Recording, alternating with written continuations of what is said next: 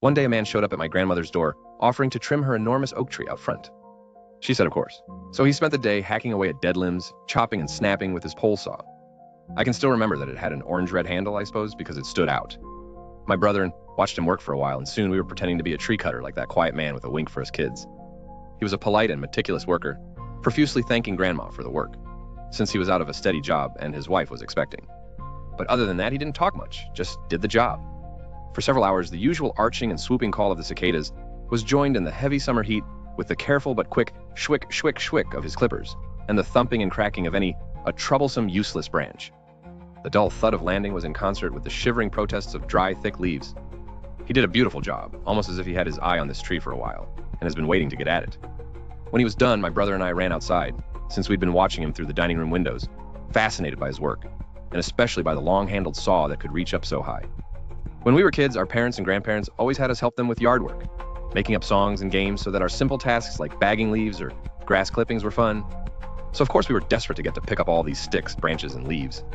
The man kindly let us help him. He loaded the heavy, thick branches into his truck bed to haul away, free service. My brother and I ran about grabbing twigs and leaves and the smaller stuff. He had us put all we collected into a beat-up red metal barrel he had in the back of his truck. My brother and I kept betting how high we would fill it. It was pretty big. I helped my brother climb in to stomp down the leaves and twigs. He happily hopped and stomped his little LA. Gears, so that the little red lights in the heels would light up the barrel walls as the junk beneath him made glorious crackling sounds. But when the man saw us, he lifted my brother out and said not to do that if we got hurt, our grandma wouldn't hire him again. We were sorry and gave him a Coke out of the garage fridge as an apology. We've both never been able to stand thinking anyone was mad at us.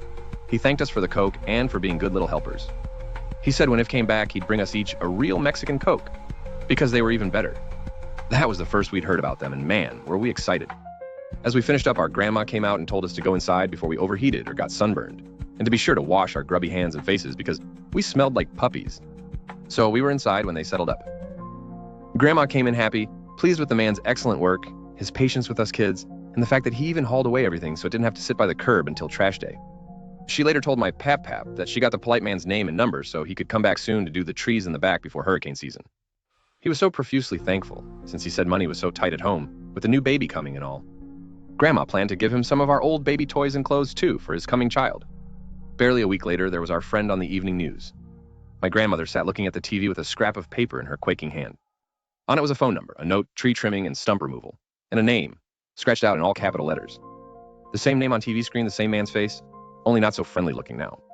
The man who had killed and dismembered his pregnant wife with his freaking pole saw, and then stuffed her in a red 55-gallon drum and dumped it in some woods.